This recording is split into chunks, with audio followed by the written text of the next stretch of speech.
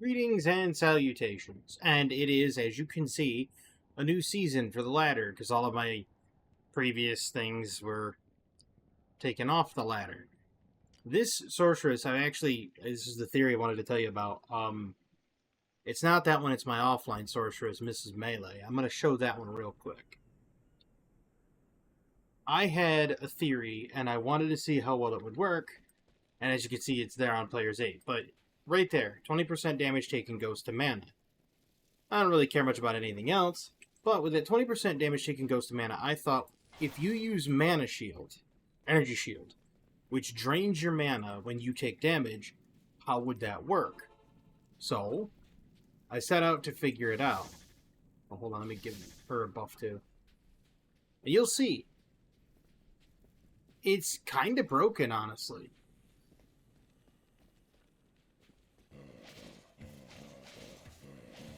It's draining my mana, but it's also refilling the mana. Obviously, it doesn't stop all of the damage, but then again, you can see, like, you know, poison damage and fire damage and stuff like that isn't stopped by by the energy shield. Everything else is just immediately taken in by the energy shield, and then it consumes the mana instead.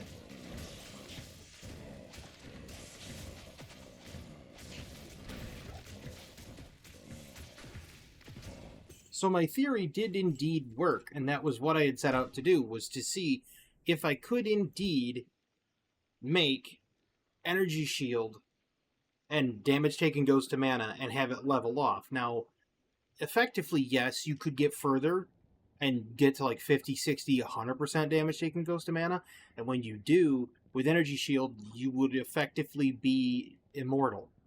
If 100% of the damage taken goes to mana and your Energy Shield absorbs that, take into account damage reduction and other factors like that, you could potentially see yourself basically being immortal on a sorceress. But we're doing a Warlock, and this time it's, I'm going to do a one talent challenge, but I'm going to make it different. I don't know what talent I'm going to choose yet. I've tried a Miasma Bolt, it's not very good. I know that Ring of Fire is incredibly strong, especially Flame Wave, so that would be like Nightmare. This would take you through normal. This would take you through Act 4 Nightmare, and then you would be just mired, because everything just becomes fire immune. I know this already. So what if I went, like, Goatman? Like,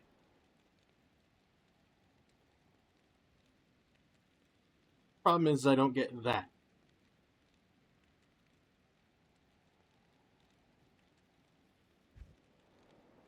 Maybe I should just do something different. Maybe I should just avoid the one talent challenge. There's potential there.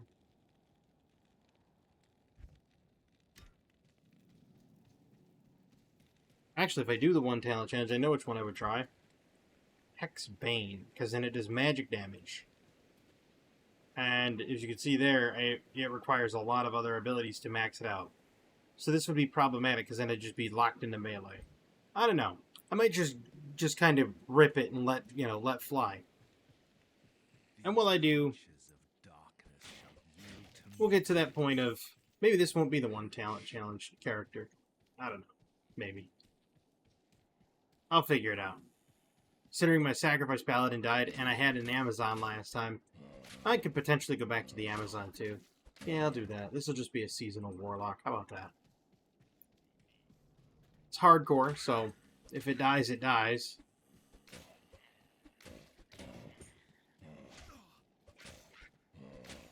Oh, I noticed two things recently. One, I noticed that a lot of people liked the Memorial Day. Not really, I can't really say that it was a, per se, dedication, but that I had mentioned Memorial Day, and I had talked about my grandfather being a munitions truck driver. And it's true. I mean, it's true. He was a munitions truck driver.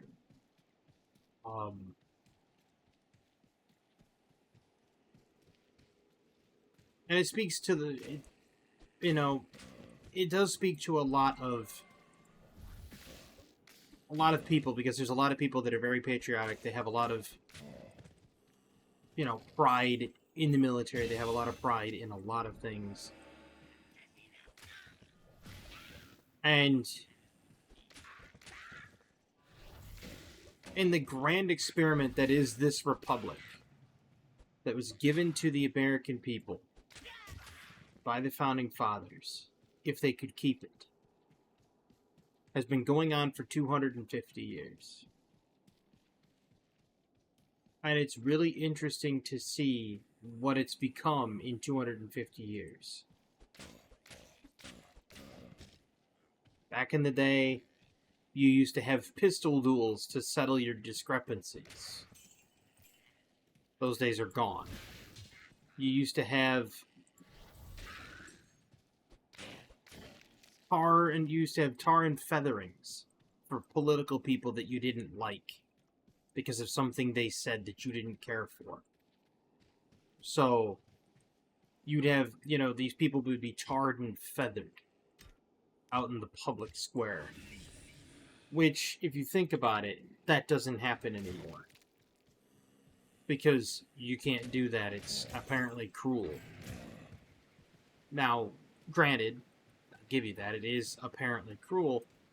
But at the same time, you know, you've created what is effectively an untouchable class of politicians. Oh, you can vote them out, but they've already made their money. They don't care about you.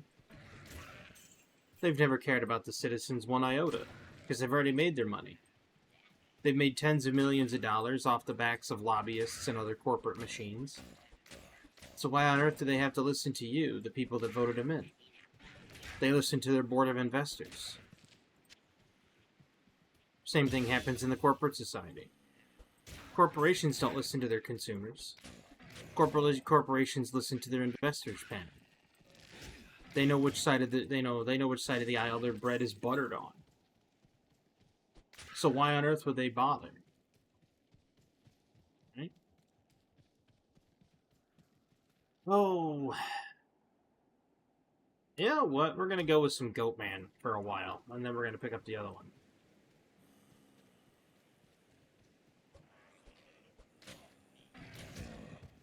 I'll save the one talent challenge for the Amazon.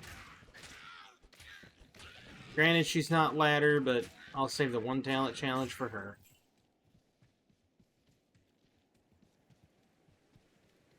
I mean, it's something I've really just kind of delved into and talked about in my Hearthstone reaction video, matter of fact. About how they don't have R&D development. They don't, you know, corporations don't have R&D departments anymore.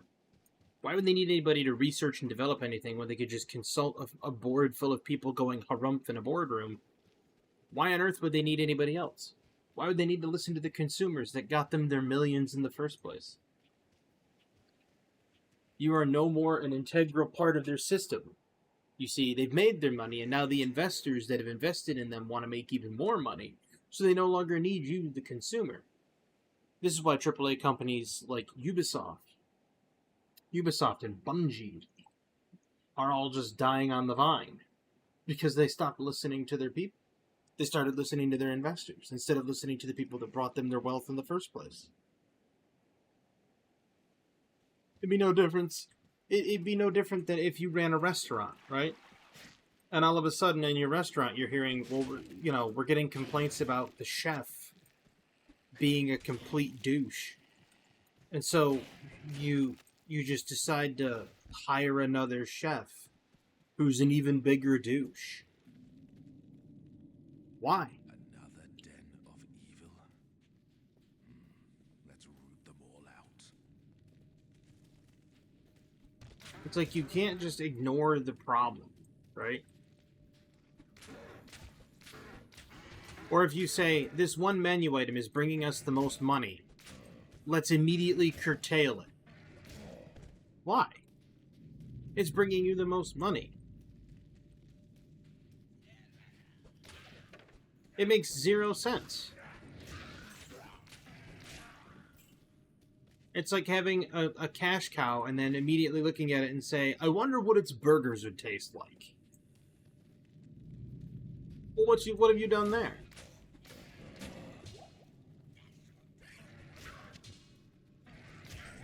I mean, it's almost like you're kicking. It's almost like you're playing soccer and kicking on your own goal and being like, "Ha ha! Oh, wait, that's the wrong goal."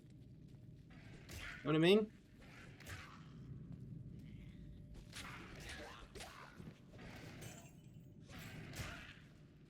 This is why it's like people. This goes for anybody out there. Any single human being that wants to run an enterprise. If you want to run a successful business, listen to your consumers. Obviously, you still have to listen to like regulatory boards and regulatory burdens that are beset upon you by bureaucratic red tape. You have to listen to that, obviously. Otherwise, you can't function as a business, which is stupid, in my opinion.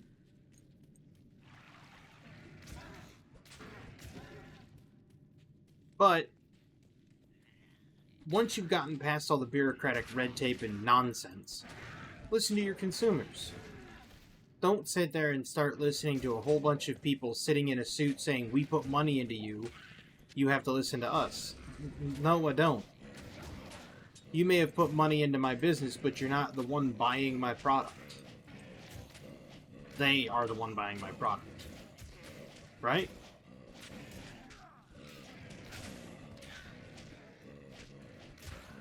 It's like the show Shark Tank, right? It's like if you were on Shark Tank and they said, "We love your product, we love what you're selling, but we're going to ask you to sell something completely different." You'd tell them to go pound sand, wouldn't you? I would. Then why wouldn't you? Like, what are they going to do? Oh, well, we're just not going to fund your enterprise.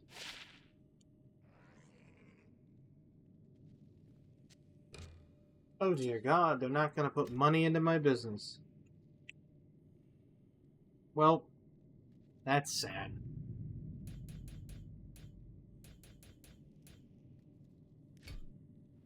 I mean, I get it. The investors come in and they put money into your business, and they get a percentage share, right? That's venture capitalism 101.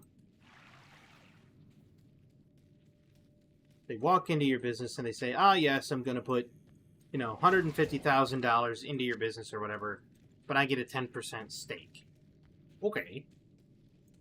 I'm sorry, but they're not going to be able to walk through my door after investing all that money and tell me how my business should be run. Because if I have customers and my customer service is there and then they walk through with their 10% stake and they're like, "We think you should change it up because we want to make more money." Well, if you want to make more money, there's the door, go make some more.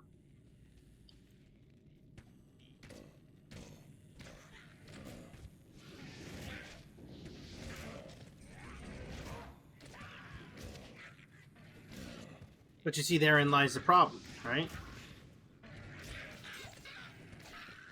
Venture capitalism allows you to get your business off the ground, but when your business gets off the ground, they then basically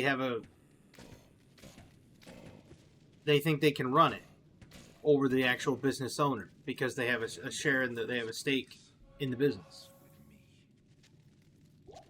I know what they say. When you dance with the devil, he sets the spade. You got to know how to dance. Or when you make something like it's like when you make a deal with the devil,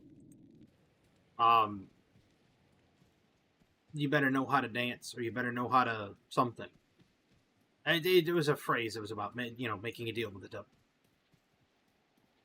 And that's the thing. It's like these people know how to make a deal to make it sound like they're getting the short end of the stick by funding you, when in actuality they're not.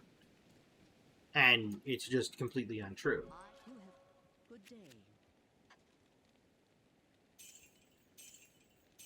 That aside, I think people would do well really just kind of like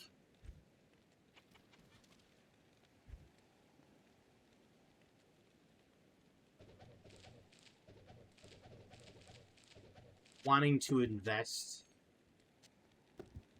Not necessarily like invest in their own business per se, because obviously people want to do that. But I'm saying in regards to, let's say you are a business owner, right? local businesses that are basically non-competitors to your business, right? So if you're selling chairs, furniture, chairs and tables, that's what you do. You're selling chairs and furniture, chairs and tables. The person down the street that's selling upholstery for chairs should want to help you fund your chair business to get it off the ground. Because if your chair business is off the ground, thanks to the upholsterer, there's a good chance the upholsterer is going to have money coming back in from the person who makes chairs. Because the chairs need to be upholstered, you see. And that's how it should be. And I'm not saying communism, community-driven, no. I'm saying if you're a business owner and you have the capital, you have the investment capital to put toward another business that is local, that is going to potentially bring more business to your business, or even just is a non-competitor because they're not even in the same field as you. Put some money forward. Help these businesses get off the ground. And the reason I say that is this. It's not because I'm trying to promote some ideology of, like communes or anything. In fact, it's the exact opposite. The reason why I talk about it is because, in my eyes, if people were to start pitching in their own money and helping these businesses get off the ground, even if it's nothing more than one personal loan to another, right? What you've now done is you've now taken the bank and the financial interests completely out of the loop. You've now taken out a complete underpinning that would have prevented this business from getting off the ground.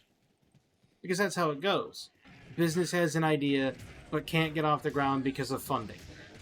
There's plenty of people out there with great ideas, but they can't even put them into production because nobody will give them money for a starting fund.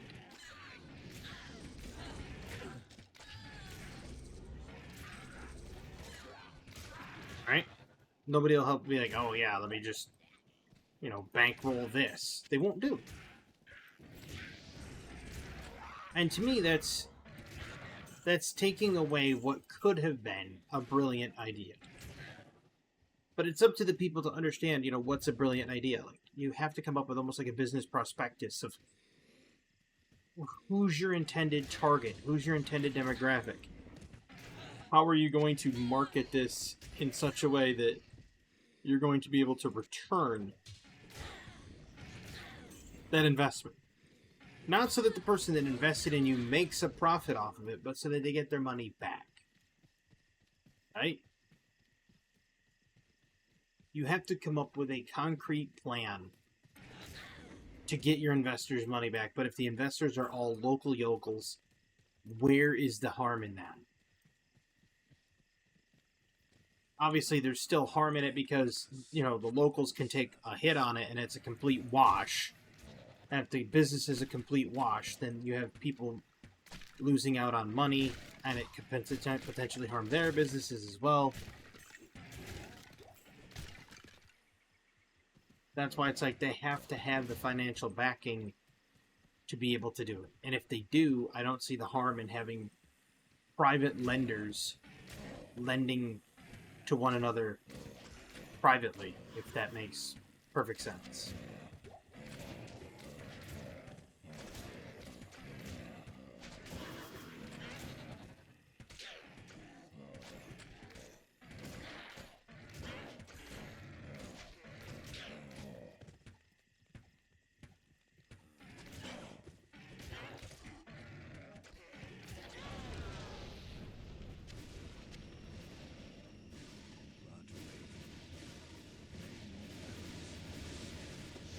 But again, that's my way of seeing it, which I know a lot of people aren't going to see it that way. A lot of people are going to look at me and they're going to go, well, wait a minute, what are you talking about? What are you doing? I'll put that to good use.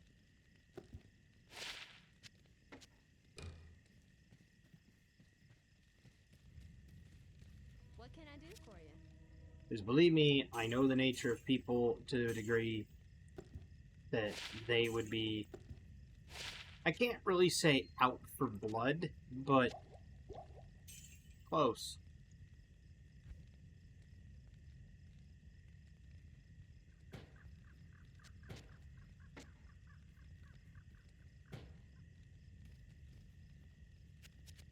I'm sorry, what?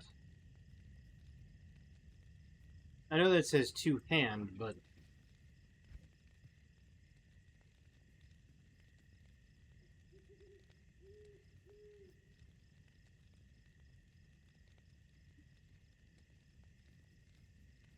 there were other...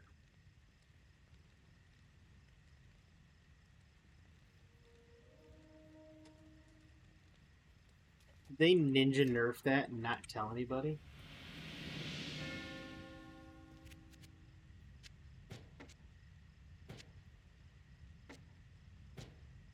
Huh. Wouldn't surprise me if they had.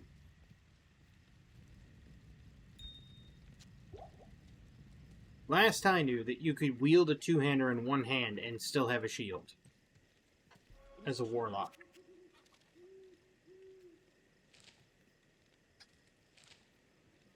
I can kind of prove that, as a matter of fact. Here's how I can prove it. Give me 2 seconds. I have a Warlock right here.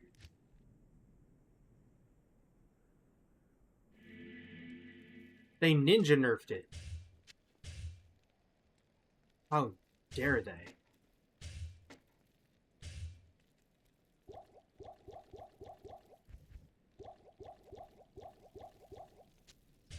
Man, I was just getting good. Because I had Razor Switch on, and I had this. In my single player. But they nerfed it.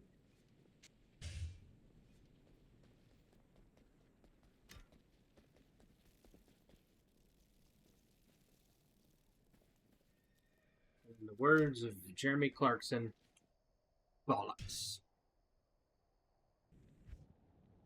Well, can understand why they nerfed it, though. It was a little broken. If you think about it, barbarians couldn't wield a two-hander into one hand. And, it's kind of interesting.